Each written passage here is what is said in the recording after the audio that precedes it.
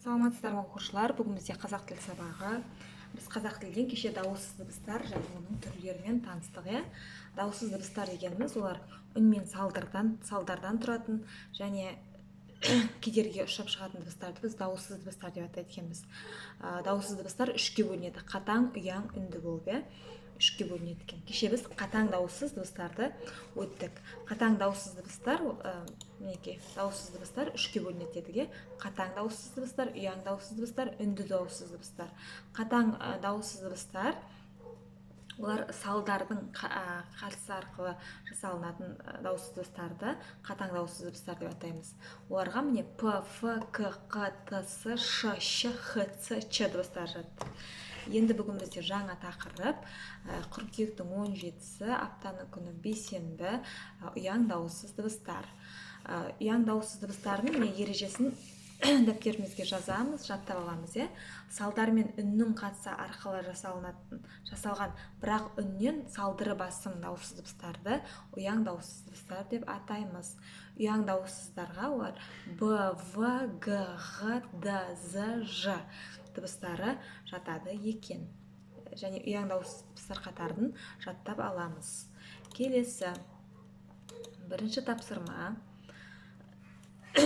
Мына жерде 5 сөйлем берілген, иә. Осы 5 сөйлемді көшіріп жазу керек қатесіз. Және ұяң дауыссыз дыбыстардың астын сызу керек. Мінекей, 2 бала орманға барды, жемістерді. Біз жаңа айттық, иә.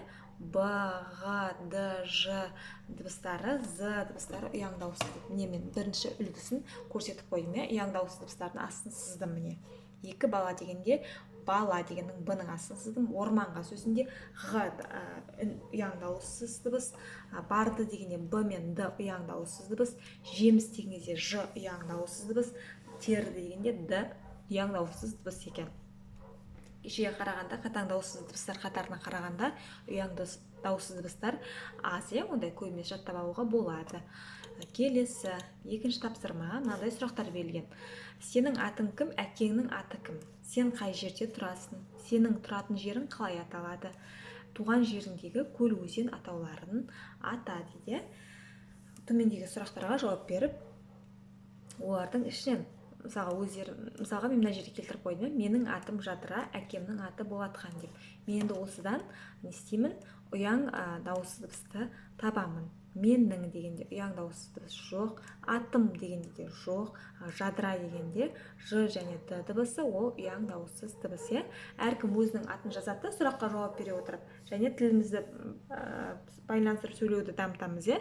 Және әкесінің атын жазып, сондағы ұяң дауыссыз дыбыстарды табады екен. Сен қай жерде тұрасың? Сенің тұратын жерің қалай аталады? Мысалы, сен қай жерде тұрасың дегенде, сен қай қалада, иә? Мысалы, мен Ақтөбе қаласында тұрамын. Және осындай, мысалы, 12-ші тұрғындар қалашығында, мөлтек ауданында, 12-ші мөлтек ауданында тұрамын деп жауап беруге болады, иә. Кім қай жерде тұрады, соны еске түсіреміз, соны бекітеміз және жазбаша түрде көрсетеміз. Және жазған сөйлемімізден ұяң дауыссыз дыбысты табамыз. Туған жеріндегі көл, өзен атауларын ата. Біз айтып жүрдік, иә, қандай көлдер, өзендер бар Ақтөбе қаласында. Соны жазамыз. Келесі сұрақтар. Келесі екінші тапсырма. Көп нүктенің орнына Б, Д, Г, Ғ, З, Ж, иә, демек ұяң дауыссыздардың тиістісін қой дейді. Мысалға, көп нүкте берілгенде бірінші сөзде са, ақ болып тұрады. Мен Д деген ұяң дауыссызда келдімде садақ дедім, иә. Немесе сабақ деуге болады, иә. Екінші, ен, қара, ебін келе ма? Жоқ. Едің, ондай сөз жоқ, иә. Егін.